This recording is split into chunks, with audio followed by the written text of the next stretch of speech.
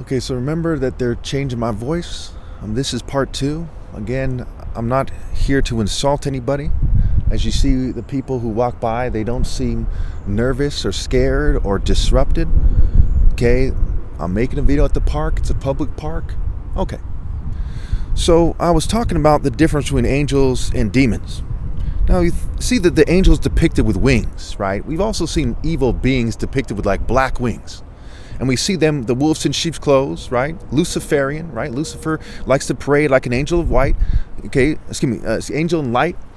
And so it's Luciferi, right? Fairy. So when you see the fairy depictions, especially when they're Greco-Roman depictions, it's clear to us that those depictions were made by people who worship Lucifer and try to uphold the governing class, especially the Western elite and the Jewish internationalists. And again, this is not anti-Semitism, it's just the facts, right? There's some rich racist Jews, they have a lot of power, they have enormous influence over society. There's rich racist white people, and there's a bunch of what I call token minorities, because collectively they don't have as much power as certain other groups of people.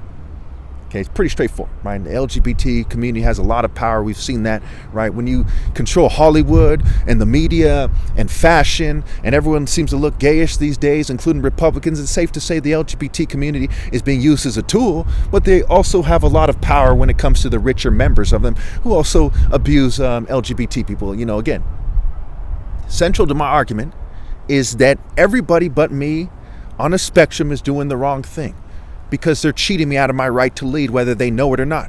Whether you know you're stepping on someone's foot or not, you know, are you doing something that you shouldn't be doing? Yes. Whether you know you're about to run over a kid or not, are you doing something you shouldn't be doing? Yes.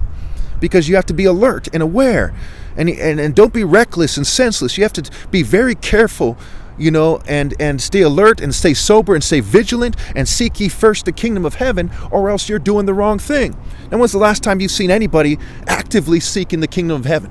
I've never seen anyone in my life other than me actively seeking out the righteous and actively trying to restore the divine order, right? The kingdom, right? That God is a God of order, not a God of disorder, not a God of chaos and confusion. That's something he allows for the wicked to go through. Okay, and he tests the righteous with, but he's not that God of disorder. So we see people from their various groups, every races, including black people, including mulatto people, I'm mixed, right? We see them being taught by their races for the most part to kind of fall in line with the devil's order relative to their race and religion and economic, you know, socioeconomic status. That's wrong, okay? Am I just chastising everyone who's not black? No, I'm chastising everybody because that's wrong. Is this hateful ideology? No, this is instruction and correction to help them correct their mistake. There is nothing blocking my vision. My vision is clear. I walk in the way of righteousness along the paths of justice. They're fuming me and causing me to stumble on my words. I might make a minor mistake and misquote a scripture or something just ever so slightly, but it never contradicts the core point, which is moral precision, which is the divine order, which is the proper scale for the top martial artist ever possible. And we look at it, we see sparring, spar at spirit. Why spar on this grass right here, for example?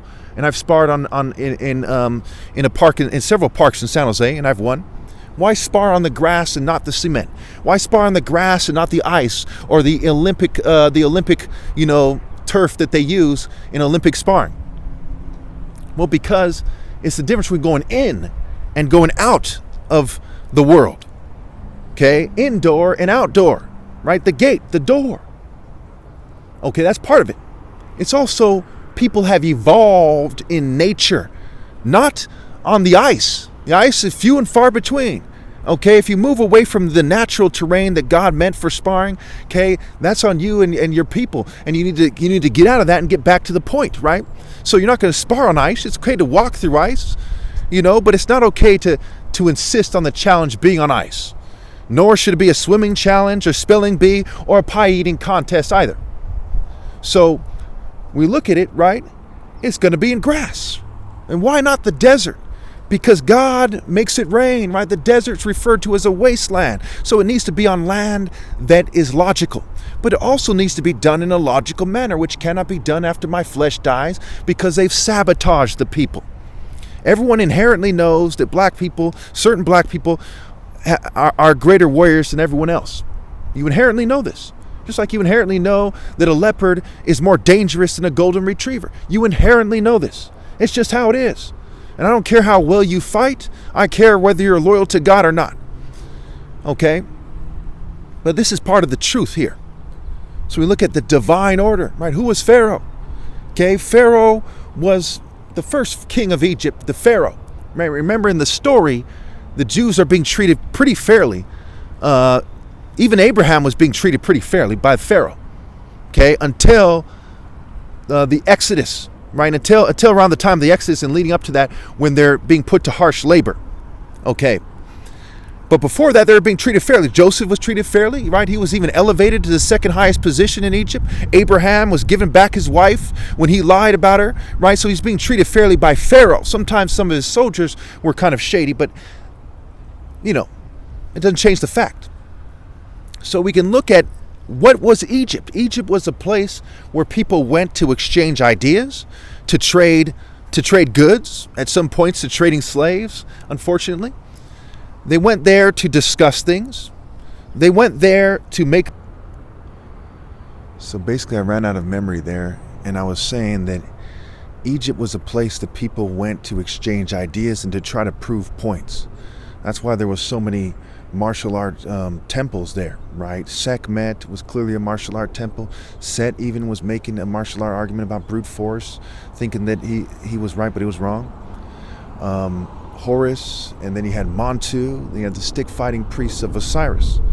So when we see in the Bible when they throw down their sticks in front of Pharaoh and they turn into snakes, and Moses and Aaron's staff turned into a snake that swallowed them, right? So they're making a competitive spiritual argument against each other, right? They disagreed about who had the ideal kind of spiritual path. And so that was key in the Exodus, right? Where Moses and Aaron were trying to convince them that Moses and Aaron was trying to convince Pharaoh to listen to him, and that his God was greater than the others, was his argument, and that there was one God, etc. And so we see that the sticks are used. We see the sticks are used with David and Goliath, right? Where Goliath cites David as having approached him with sticks. He said, "You come at me with sticks. Am I a dog or something?" Right? And again, that goes back to brute force and then not understanding the idea of Egypt and what it was there for and what it truly was there for. And we see that Jesus is said to have hidden Egypt. Joseph was there. Abraham went there. Moses and Aaron were there, etc. So we see this pretty straightforward, that when the Jews are said to be in bondage in Egypt, it's to the demons that are there. That's as opposed to the part of Pharaoh that was being fair with them, which is called Horus's true form. Not to be confused with Min-Hor or Con-Hor, or people putting things before Horus and lying about his true form. Okay, so Horus is simply the son of God who is convincing Pharaoh to treat Abraham fairly, to treat a different Pharaoh, to treat Joseph fairly, etc. And it said that the Lord hardened Pharaoh's heart. Why? Because he was listening to demons. The Pharaoh, Ramses the Great, etc. The quote-unquote great. Okay. So, they're making it a little bit harder for me to speak because everyone knows that I'm right about this. When you think about religion, when you think about love, when you think about martial arts, black people are the bell that rings the loudest. In fact, martial is marital scrambled, and spirit, to spear something, spear and spirit. So there you've connected a spirit, religion, spirituality. You've connected martial arts. Martial is marital scrambled, okay? And you see that the soul brother is also saying, the soul meaning son in Latin and in Spanish, and soul, S-O-U-L, meaning your soul. It's also saying that is the martial art order, that is the divine order, that is the holy order, that is the moral order, that is the moral, mental, spiritual, and romantic order. And I don't mean book smarts when I say mental, depending on how you define book smarts. Because as scientists themselves have pointed out, there's different forms of intelligence, right? There's existential intelligence, why you're here. There's spatial intelligence, how 3D objects relate in nature. There's interpersonal intelligence, right? Understanding yourself and others. There's logical intelligence, right? And they attach it to logical, mathematical.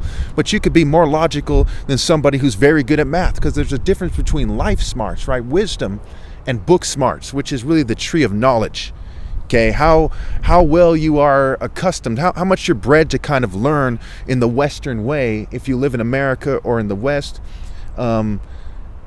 heavily determines how good you do in school. Okay, and of course it's even called marks in school, right? The marks of mere human rules, customs, and traditions. And in schools they overkill it when they ban religion from school. They ban preaching and prayer and so on and so forth. Okay, because that's the mark of the beast. Right, the marks in school. School is even the word looks with a C instead of K, right, with a HC, scrambled.